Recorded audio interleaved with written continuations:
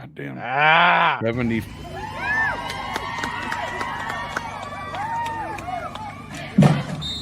Oh my gosh.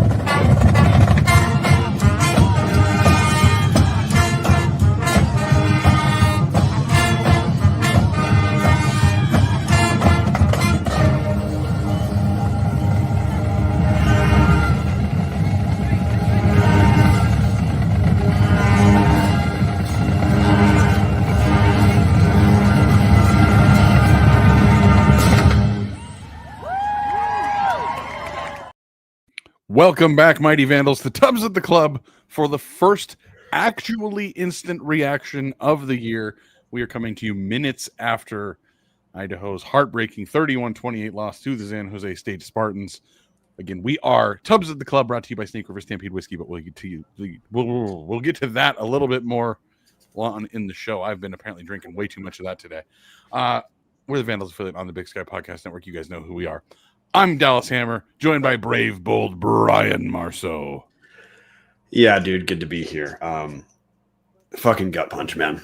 But whatever, we'll get to it. It's not all a catastrophe, but a 3-point game again. It's not falling, Brian. Is that what you're telling me? 3-point losses.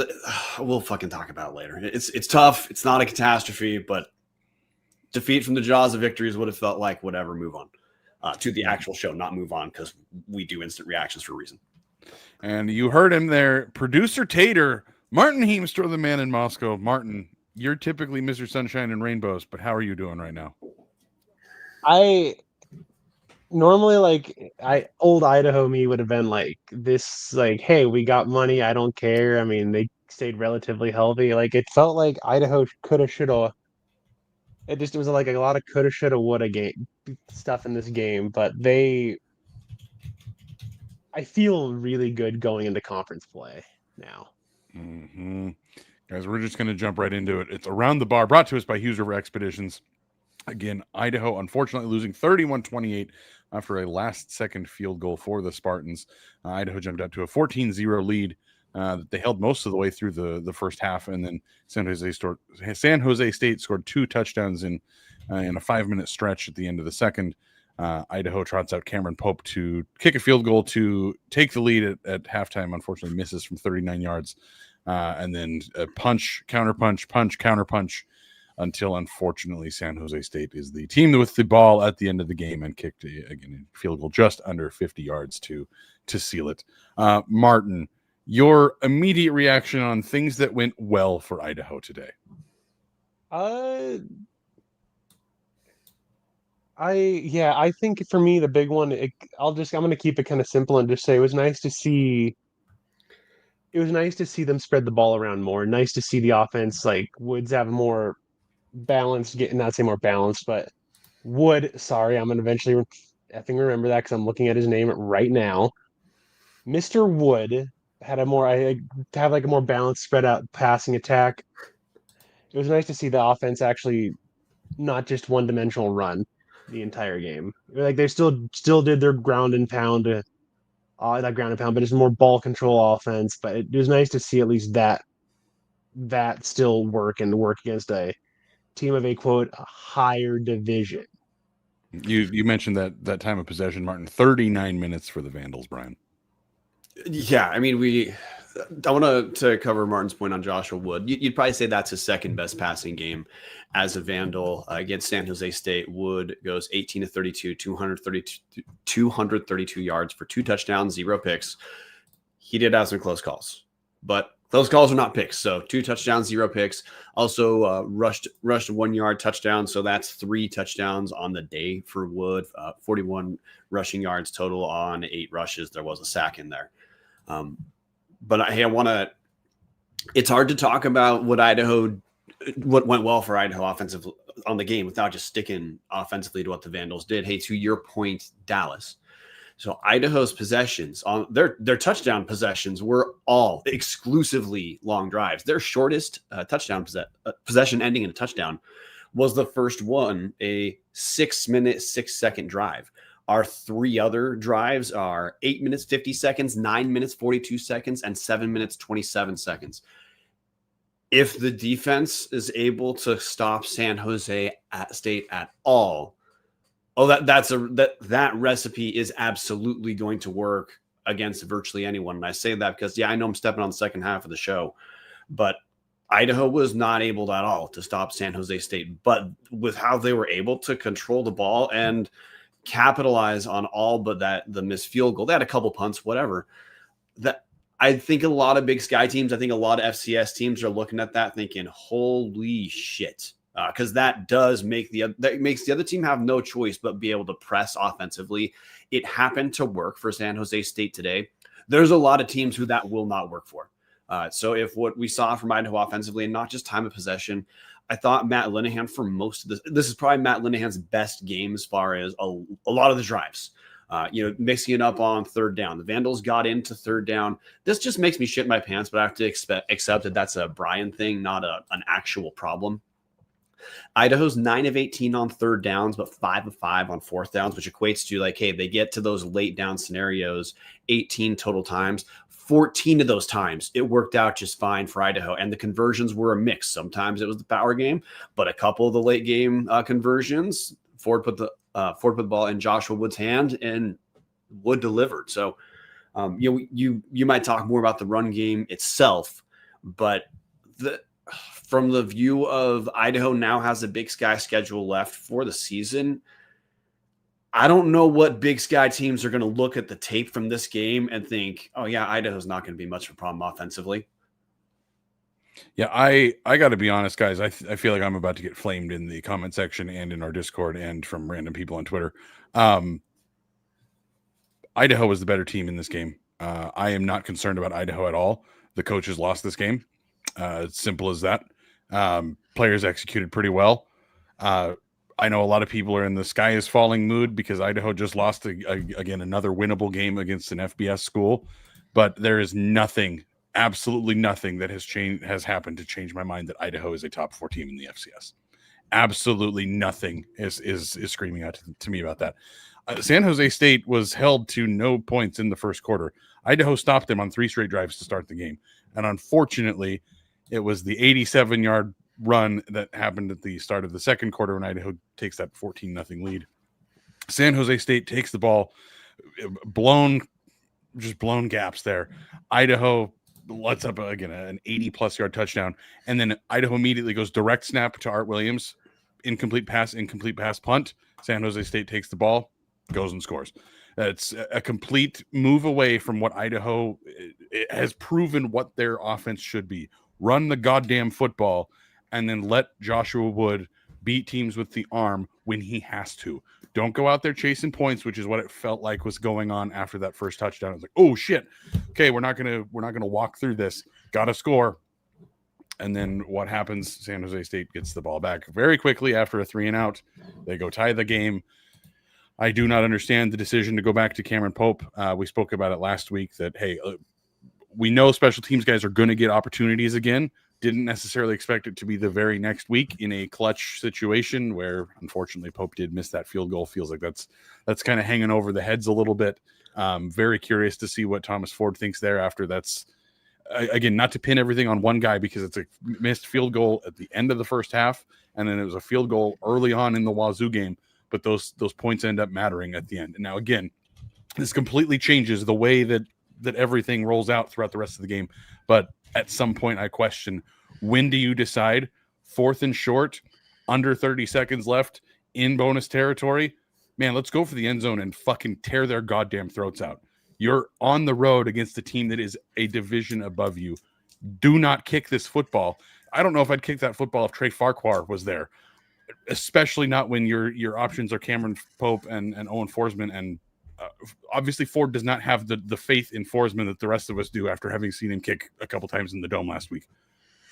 All of this to say, man, there is a lot of stuff left on the bone here for the Vandals. I am not concerned one bit. Yes, it sucks that Idaho just lost 2 games in 4 weeks to FBS schools they could have beat, could have been 4-0, could have been, again, looking like a top 2 team in the FCS.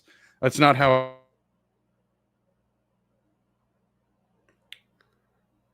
Dallas, you somehow got muted. You're muted? Well, Brian, you want to just go into it now? Yeah. Well, hey, yeah. How about we do that? Dallas is going to be back in a second. I have some more to say too. But look, if you're looking for a great all-inclusive week-long vacation, do not look past your backyard. Hughes River Expeditions has been Vandal-owned and operated since 1976 and are ready to take you on the vacation of a lifetime. Enjoy a multi-day trip down the Middle Fork of the Salmon, the main Salmon River of no return, the Salmon River Canyons, or the Selway. Check out special trips like the one to see the Perseid Meteor Shower, camp on pristine beaches, run amazing whitewater, hike scenic trails, spot wildlife, soak in beautiful natural hot springs, and fish on the most remote stretches of river in the country. You just bring your clothes, let HRE handle the rest. Call them now at 406-540-4450 or check them out at hughesriver.com. All right, Dallas, I cannot tell if you are back yet. Think we're back. There we go. You're back. Okay. So, hey, some of the stuff Dallas is talking about, I'm sure we'll circle back to when we get to our overall takeaways of the game. But we got to talk about the other half too, because if Idaho picked up an L, obviously a few things did not go well. We intimated a few of those. Martin, in your mind, what did not go well today? I think the one that kind of didn't go well for me was tackling. It definitely seemed like there were some missed opportunities there, like the big 87-yard run that they gave up. If they had wrapped them up, I'm pretty sure they had a couple chances in the backfield there. They would have only had over 110 yards of rushing given up. So it would have maybe the outcome would have been a little different that way. That's the big one for me, was tackling today. It was the big one. Yeah, I don't have pushback to tackling itself. I mean, there's a couple. You talked about that 80+ yard touchdown run where San Jose, it's number 6. San Jose State players, full disclosure, I don't give a shit what their names are because we will not see them again. Running back essentially bounced off a tackle there. There's also a very late similar play, like it was an 80-yard run, but Zach Krotzer gets the running back in the backfield, tackles a little bit too high. It would have been huge to bring him down where had he been able to. I'm not going to say Idaho was like a catastrophe tackling the entire game or something like that, because that was not, to me, that mattered. But that was not like the single issue by any means. It was a worse effort overall than, let's say, what we saw against WSU or what we saw against Utah Tech or St. Thomas. Of course, San Jose State should be tougher than St. Thomas or Utah Tech. The thing, I mean, defensively, kind of there's a pick your poison on what you want to pay attention to, not going well. Idaho went with a 3-man front for most of the game. I mean, it was pretty clear Idaho was most concerned about getting shredded through the air. Now, if you look at the box score, you might come away with conflicting opinion of like, okay, well, San Jose State likes to pass the balls. It was, they threw for 222 yards. The problem is twofold. One, with the 3-man front, San Jose State was able to run far more effectively than I think Idaho anticipated. The Spartans would be able to. We're averaging 7.6 yards per rush. Yes, 80 of them came on one play, but San Jose State had a few timely runs that hurt Idaho. But the thing I'm going to point to is one, with the 3-man front not really being able to stop the run quite as well. It also was not getting any pressure on Eget, the quarterback for San Jose State. Now, Idaho has not been great at getting pressure on the quarterback for most of the year. So I feel like you can understand saying, hey, getting pressure on the quarterback's not going to be what gets Idaho a W here. But Eget had a lot of time to read the field, and the Idaho secondary, we've known that's a relative weakness of this defense. That was pretty clear today. And my big point of evidence I'm going to go to, guys, is from San Jose State. Their first 3 drives are a fumble recovered by Idaho and 2 punts. After that, we have touchdown, game-winning field goal. A lot of San Jose State moving the ball was on big gash plays. And sometimes say, hey, if you just stop big gash play, then you're fine. Idaho just wasn't able to do that from really second quarter on. That's just what happened. I don't have a facet that I think you really point to say Idaho was lights out with defensively, because I know in our Discord, and Dallas, you're probably going to talk about 3-man front too. On one end, I obviously we lost the game. It was a tight game, but Idaho lost the game. On the other end, I don't know if the takeaway here is, hey, the teams that Idaho was clearly going to struggle containing are just teams that can pass the ball. That's just a matchup reality with the roster Idaho has. I think clearly the goal was to sell out to stop the pass, or at least contain the pass this week. And it clearly just wasn't enough. I'd push back a little bit on it because again, you take out that 87-yard run. They averaged 4.5 yards a carry. That's not great. Certainly not great.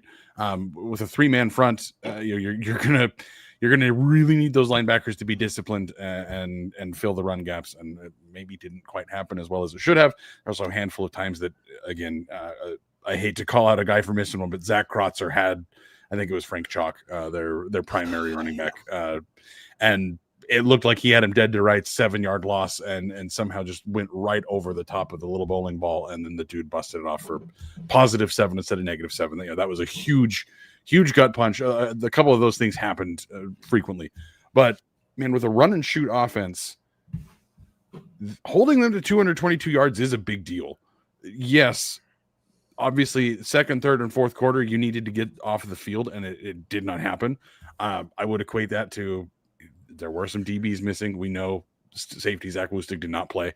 That was, I think, pretty well felt in the middle of the field. Nothing against Irwin and John, but the Lustig was getting starting reps there for a reason. But to hold a quarterback to just over 60% of his passes, again, just over 200 yards, and no going into this last year was the number 5 passing offense in the FBS.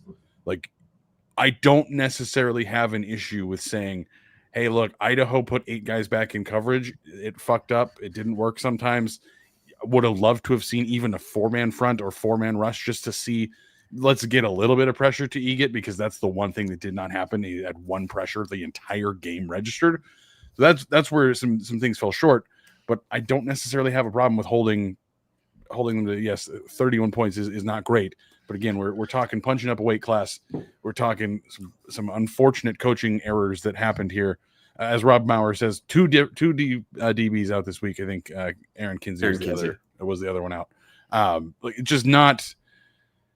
I don't know. I don't see anything that the Vandals were doing that's not easily correctable or just not going to be a problem. We're not going to see another offense that throws the ball like San Jose State does. Just not going to happen in the Big Sky. I'm yes, the DBs need to improve. Yes, the pass rush needs to get better. But man, I going into Montana next week, I'm not as terrified about it just because we've seen Idaho successfully stop some serious rushing attacks. This passing offense is going to sort themselves out. They are going to have better days throwing the football than they just did against the FCS Idaho Vandals that they paid 150 grand to almost get their asses kicked by. It was 415. 415? I thought it Yeah. was 145. Jesus. No, 415. Okay, so Idaho got almost $500,000 to put the absolute shit stains in the pants of most of those Spartans. Pretty thrilled with it. As Crewhead76 says in the comment section, if you go three-man front, you beat the shit out of the center and blitz A or B gaps. That is my biggest issue. It felt like Dennison had some of those moments of where we're going to drop way too far back into just quarters coverage and just don't let him throw it deep on us, which was a decent reaction after they had a 56-yarder or a 33-yarder. They did have some explosive passing plays. But all of that to say, man, a couple small things change here, and we're talking about Idaho being 3-1 with the only loss being the rival 7 minutes down the road. And again, a couple things could have broken differently in that. We're talking very granular here, guys. Yeah. Idaho being 4-0 is a coin flip away. No, the tonal difference. And one thing, Dallas, I don't think it's accurate to look at the total yardage here as like indicative of the defensive performance, because one of the things Idaho did well was they kept the team shredding them off the field, which hey, huge point in Idaho's direction, guys. Like, hey, when you're frustrated with a loss, do not write off the good things like that. That's going to absolutely murder some Big Sky teams. But what I would just more point to is the lived experience of having watched the game. Clearly, especially in the second half, Idaho they didn't have an answer for the pass attack of San Jose State. Also, if you want to talk about percentages, Eget took a minute, let's say, to get dialed in. So anyway, I'm not trying to live here talking about that, because you and I are, as often is the case, with slightly different diction, essentially landing on the same place. Idaho's really close to 4-0. We do need to talk about the kicking game, because I'm not saying it's cost Idaho W's, but Idaho has 2 games that should have gone to overtime, and it's because of Cameron Pope missed field goals. Now I bring that up. The dude's sitting at 2-6. This is not meant to to shit on Cameron Pope aggressively. I'm not a lip reading genius. If you saw the camera on Thomas Ford, I think it's pretty clear Cameron Pope's not going to see the field for quite some time. But the only thing that I'm going to bring up, because, hey, that is something that people are going to second guess what was Ford thinking. I think your feedback just has to be that in practice, Owen Forsman is clearly not done enough to put himself above Cameron Pope. And, at some point you say, hey, the results are the results. We need to change plans. But I thought the fact of trotting out Pope for that attempt at all was more indicative of saying Ford probably isn't particularly confident in either option. So I think by default now we're probably going to we'll see Owen Forsman at this point, but you can't talk about a 3-point loss without talking about a missed field goal. By the way, again, WSU game, same thing, miss an early field goal. Now the coaches would probably say, look, there's a lot of things that Idaho could have done differently to change the result of the game, but you lose by 3 with a missed field goal. It hurts. It just hurts. And I think what you're saying about not being worried about Idaho, I'm the same place. The part that hurts, which you just turn that off when we get to the next day, guys, but we are still on this day where the game ended 30 minutes ago. It just gives Idaho less margin for error during Big Sky play. Am I nervous about that? No, not really. But an 3-1 with an FBS win is pencil that in is oh yeah, that team's in the driver's seat to host it, to skip the first round and host at least 1 week, probably 2, if Idaho can play the way we believe they should in the Big Sky season. It's not over, but it's just there's fewer things that can go just not quite well enough for Idaho the rest of the season because of those 2 3-point losses. And you're muted, Dallas. Dallas, you're muted. Thank you. That one was at least my own doing and not the computer shitting itself. So that's at least a positive thing there. Guys, anything else we want to cover about just broad positives and negatives before we move on to the next piece of the show? I think talk we about can what hit. stuff we're covering. I'm covering myself in. Yeah, I think Dallas. I think talking about vandalgear.com is a good place for us to hang out for a second. Vandalgear.com, they've absolutely stepped up to the plate this season with some of the best Vandal gear that you're possibly going to get. You can find the shirts at vandalgear.com or fightingtaters.com. Company name is Pacific Custom Sportswear. Vandal owned and operated for 25 years. They've been working with the University of Idaho and other regional companies, schools, and organizations to provide quality custom apparel. They can work with you to design or just use your own company logo. And it doesn't just have to be shirts. It can be sweatshirts, t-shirts, hoodies, whatever you want. If you want a Fighting Tater shirt, this is easily the best place to go. Home Field is selling them for roughly $17,000. Vandalgear.com is selling them for $25,000. You can also look at the retro inspired Grumpy Joe with the gray stripes across the middle of the yellow shirt. That's only available at vandalgear.com. So if you want something that is a call out to last week's throwback jerseys Idaho wore against Utah Tech, this is the only place you can possibly get them. So vandalgear.com. We are waiting, Izzy, to find out if vandalgear.com is going to come out with their Dallas You're Muted shirts. It would probably be pretty popular with about 5 of our listeners for sure. We'll see. Waiting to hear back from Jeff, but on your own, check out vandalgear.com. Guys, I think that this is probably going to be a pretty easy one. And I know we tend to pick different people or try to pick different people, but Marten, your offensive player of the game for this 31-28 defeat.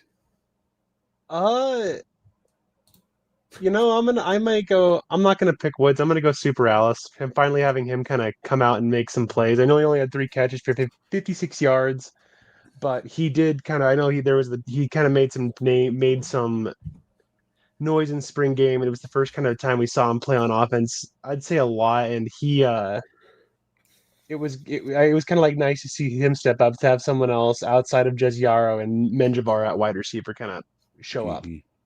Yeah, I'm going to go with the guy who got 3 touchdowns. So Joshua Wood, effective through the air.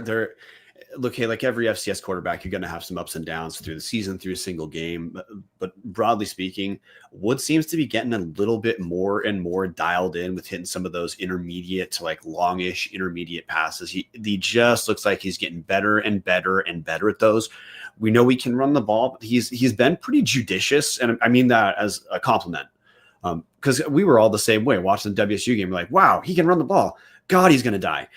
He's avoiding a lot more hits than we maybe thought he would early, but he's effective on design runs. He's making good calls. For example, on the option where he pitched to clinch for the what became first down. Just an example of, hey, sometimes he holds onto the ball when he needs to, but it doesn't do it all the time. He looks like he's getting better at going through his reads, not just zeroing in on one guy. Martin's point about more guys finishing with catches is kind of your big evidence point here. So yeah, I'm gonna go with Joshua Wood. Last thing from my other point is Joshua Wood had some pretty big passes on 4th down a couple times late in that game to keep those Idaho drives alive. So yeah, look, Wood if Idaho picks up a W, he's shortlisted for Big Sky Player of the Week with the week he had. Yeah, I love the shout out to Davion Super Alice Marten, because I just another Thomas Ford masterclass there. A dude who is essentially a nobody because he took a year off of college football after, I believe, walking on as a quarterback at Montana State, and then comes in as a true freshman because he took a year off. True freshman, and he's making an impact at receiver for the Vandals. There are some big recruits there like Marquand McCraney. Hopefully we see him at some point. Obviously, growth is never linear, but it's insane to see a true freshman just come in, transferred over from quarterback and make plays here. Emerson Cortez Menjivar looked really good, but man, I gotta go with Joshua Wood. You go through the comment section here. Crewhead 76, JW is going to be Big Sky Offensive Player of the Year. Andrew Dennis, Joshua Wood was amazing, played well enough for us to win. Grumpy Joe, Wood is the best QB in the Big Sky.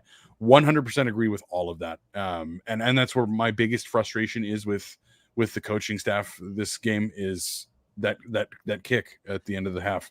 Why did you take the ball out of the hands of the best player on the field? I would have taken Joshua Wood over Walker Eget every single time, and I have a feeling they might have too. And Joshua Wood looked unbelievable. Again, 18 different completions to 8 different receivers. That's stuff we don't see in Vanderland very frequently. When we get a good quarterback, it's the Giovanni McCoy style of, I've got my 2 stud receivers I'm going to look at, and I'm going to take off running from there. Or Jack Lane did a pretty good job distributing the ball when he was healthy, but he couldn't stay healthy. And so far, Joshua Wood getting it done on the ground, through the air. And when it's 4th down, man, I want the ball in his hands. I don't want it especially I don't want it in the punter's hands, but I don't want it being snapped to a hold, hoping to God we get a kick. Just keep it in Joshua Wood's hands, man. If it's under 3 yards, man, put Kinchlow out there, put Art out there, and let them just run a triple option between the 3 of them. Figure it out. Yeah, like they at the second half, like their commentary team was saying like how much Idaho's offensive line was just bullying San Jose State's D line at some points. It was yeah. This is pretty consistent now. We're seeing Idaho's offensive line is mostly bullying teams around. Yes, Wazoo, the running backs did not have the greatest yards per carry. And if you go back and look at this, and Nate Thomas had a bunch of times he was hit in the backfield or got 1 yard at best. Art Williams didn't pop a ton. I think he averaged like 3.67 yards a carry, something like that. Not an outstanding statistical day, but man, watching the game, like that Idaho offensive line is pretty damn powerful. And Matt Linehan has done a really good job. That was a really well-designed game plan from the Idaho offense. Again, 39 minutes of possession. You kept the play count is 75 for the Vandals, 47 for San Jose State. That's also, again, why those numbers are so low. But that's where, like, you did a great job. You put yourselves in the position to win. And unfortunately, some small execution things are what caused the miss here. But, guys, this is a first year. Thomas Ford is in his first 4 games as the Idaho coach, and Idaho's hanging with FBS schools just like they did in the Jason Eck era. Continued it, picked it up, and I got to be honest, I think I might believe in this offense more than I believed in last year's offense. And now that's again if Joshua Wood stays healthy, but what you see that kid do. Peter Soeth in the comments, Idaho 5 of 5 on 4th down. Like that was incredible. Like it felt like 4th down and Wood. He's going to get it done, and pretty disappointed that wasn't just continued to be the case in the most critical moments. Yeah, hey, before we get to other takeaways, we got to talk about a takeaway that win or lose, we always lose. Always Snake River Stampede Canadian whiskey, one of the best buys in Idaho State liquor stores. Both talking to quality of drink, talking economic, as in like your the quality of drink. Good God, guys, quality of drink per dollar spent. Words are hard for all of us too. I get my times as well. But hey, Snake River Stampede, 2 options: your entry level Stampede, your 1915 small batch edition. Both are double barrel finished. Both are, to me, the number 1 and number 2 Canadian whiskeys you can buy in the state of Idaho. I don't care how you rank them; they both have different aspects I pay attention to. That Oloroso sherry finish really shines through on the Stampede, with a couple extra years of aging, and the ex-Canadian rye whiskey cask finish on the 1915. It has its own strength. So I don't care which option you go through. I know that win or lose, I'm going to reach for a Snake River.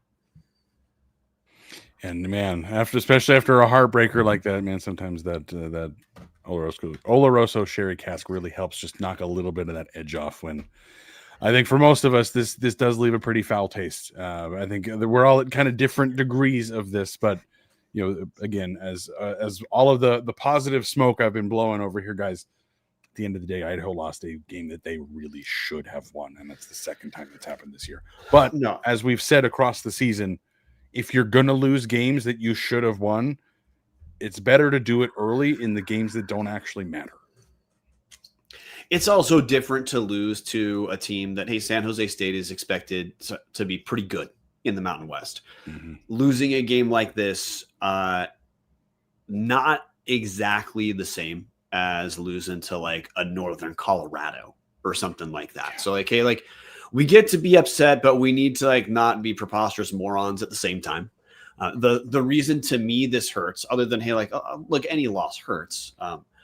It's that I really believe this team could be very, very good in Big Sky play. It's astounding to me that this team, like, they have that same Jason Eck approach, but again, go to those drive totals. This is like what Jason Eck did on steroids, and they're not even holding the ball down to 40 seconds every single time.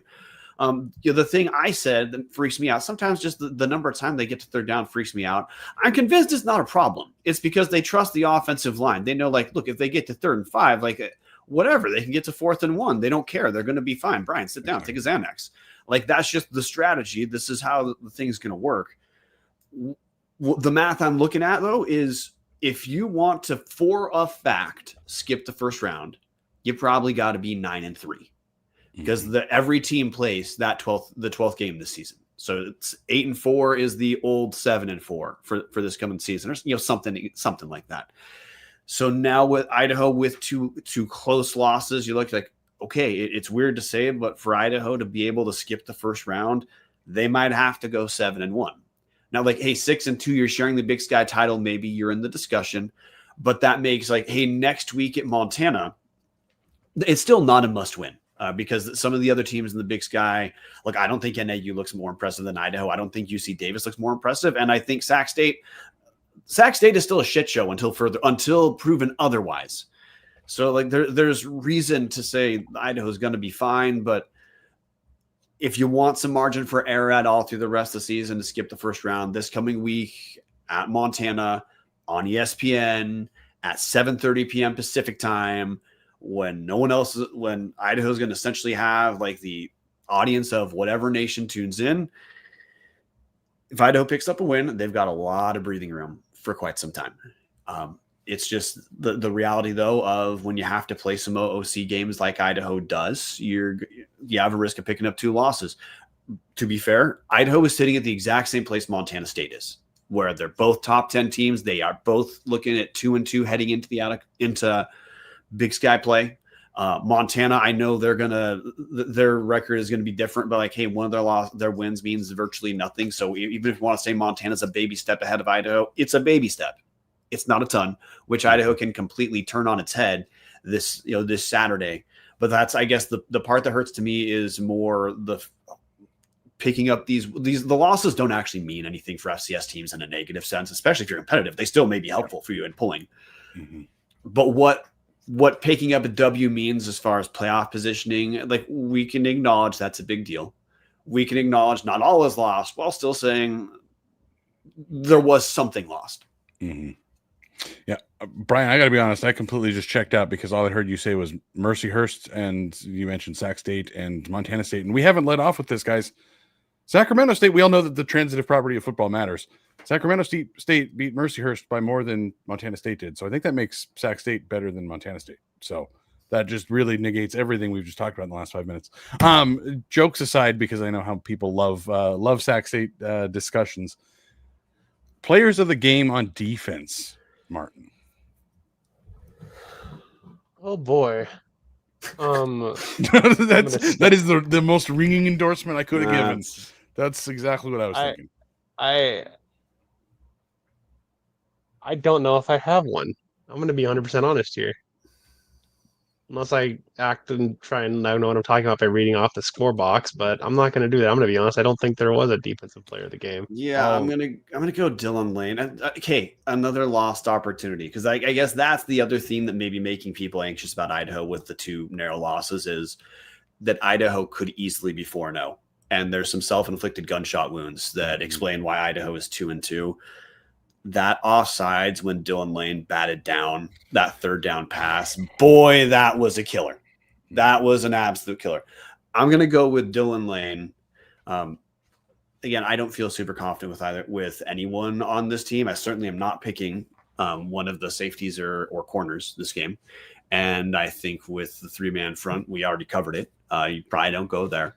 So look, Dylan Lane has been steady through the entire season. Looked really good through the first 3 games. Hoping the team can get back to wrapping guys up the way they did for those first 3 games. But Dylan Lane still has some big plays. His comeback story this season still is one of the headline stories for this Idaho team for those who pay attention and care. So Dylan Lane. Yeah, I also would have gone with Dillon Lane. Again, getting the fumble and the first drive really, I think, is what set Idaho down the path of being up 14-0 for the first 2/3 of the first half. Unfortunately, obviously that fell apart at the end there, but even just being aware enough to get that ball on their first drive, I think really made this game closer than it could have been, because that, again, they turn it over and then they go punt, and it's midway into the second quarter before they get the ball back. Maybe that changes the math of this game. Again, a couple things break differently, and we're talking about how great of a job the defense did, rather than, hey, it got down to third down, and unfortunately San Jose State was not able to get off, or Idaho was not able to get the Spartans off the field. Jerem Taylor in the comment section: my mother-in-law just texted me that our kicker needs more practice. Jesus. Tom Kendall firing back quickly: can your mother-in-law kick a field goal?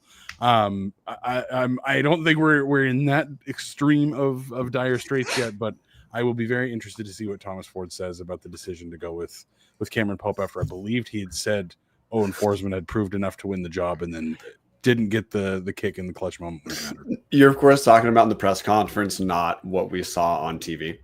Yeah. Yes. And then yes, the TV, the big old fuck word that was dropped on the sideline. All Vandals, man, I'm sure they don't like Thomas Ford at all, if I had to guess.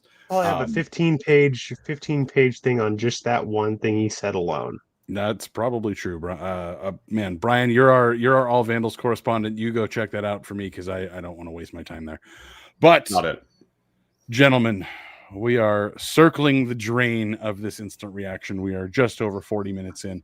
Any other points that we did not get to today? Brian, you've got your hand up. Well, first is patreon.com/Tubs of the Club, because if you are, it matters. It's like this for home games where the game thread is wild, wire to wire. It is compounded on road games, especially if, for people who are not able to get to games. It's not possible to count, but like what I would expect, at least probably 500 messages fired off throughout that game. I could, honestly, if the number were higher, I would not be floored whatsoever. It's going the entire time. If it is the single best place to talk Idaho football, especially on game day. So patreon.com/Tubs of the Club costs less than a cup of coffee a month to support the show. Shout out Line of Fire 95. One of the voices we see the most in the game thread, one of the most active folks in our Discord and other Patreon things. Proud to be a Vandal and a Tubs at the Club Patreon. Grateful for you guys. Thank you. The thing I will go ahead. So the other thing about the Patreon stuff is, like, I went away for like a minute and I missed over like 400. It says I missed over like 400 messages. That shit pops off, and I have like it's a fun place to watch. I don't like comment as much, but it's a fun place to be. A lot of you guys are missing out. Yeah. I guess the other actual except point on the horrible refs for reviewing a 4th down call 2 different fucking times. So the other thing that I do want to bring up from this game is just this matches the trend of 2025. Big Sky teams have played Mountain West teams very close this season. Big Sky teams have not come up with a W. Like some of that you have to attribute to all of these are road games for the Big Sky. And if you saw the crowd shots in San Jose, you know that Idaho clearly was never able to really communicate very well, because how are they supposed to hear themselves over? And I say this because I usually don't like to make fun of teams for having poor attendance, because actually, if that's your team, it just sucks. But San Jose State, we've been there. Yeah, San Jose State had what looked like 1,500 people at that game, something like that. It was bad. Yeah, but hey, the Big Sky teams always play these games on the road, which we don't really talk the Vegas lines here. That's just not how we focus it. But Vegas tends to believe that playing at home is going to give you a few points either way. So hey, like phase 1, you have that. And then just phase 2, I don't know, like this is where maybe you point to a couple things where like, hey, just like the depth of having a few extra roster spots, or the depth you have because your NIL has a few extra bucks to spread around, or, point to whatever the hell you want. The prestige of being FBS over being FCS classification wise, it gets guys like Danny Scudero to leave Sacramento State. We're probably at Sacramento State, like he was okay, but he's easily the best receiver San Jose State has. But Idaho comes up short. It's it's rough, but I really think this is just more big picture.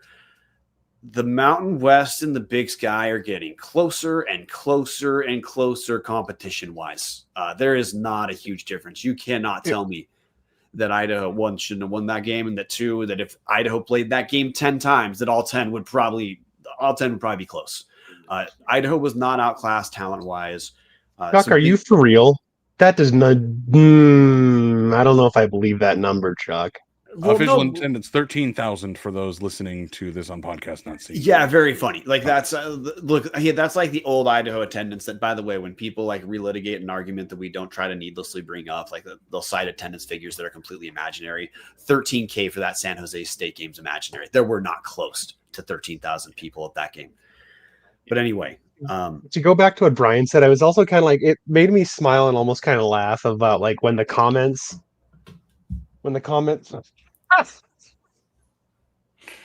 Line of Fire 95 with the hot correction. They meant 1,300, not 13,000. Yeah, but to also like, it was kind of, I kind of laughed. I laughed not like in a joking, like haha funny way, but it was kind of like fun to hear. I would say fun's the right word to use, but it was nice to not have Mountain West and I hear Mountain West announcers actually say like, hey, like the Mountain West and the Big Sky are actually a lot closer than a lot of people realize. If Idaho had the same amount of scholarships that San Jose State did, Idaho wins. I don't think it's close. Or if this was played in Moscow, like I know we don't live in a world where that's going to happen. Like that's not going to happen because just the world we live in. But like to be clear, no one watched this game and thought Idaho was outclassed there. No. Like look at the time possession. Idaho had the ball for nearly 40 damn minutes. Like you can't do that if you're not doing a few things right and if your talent isn't absolutely on par with who you're playing.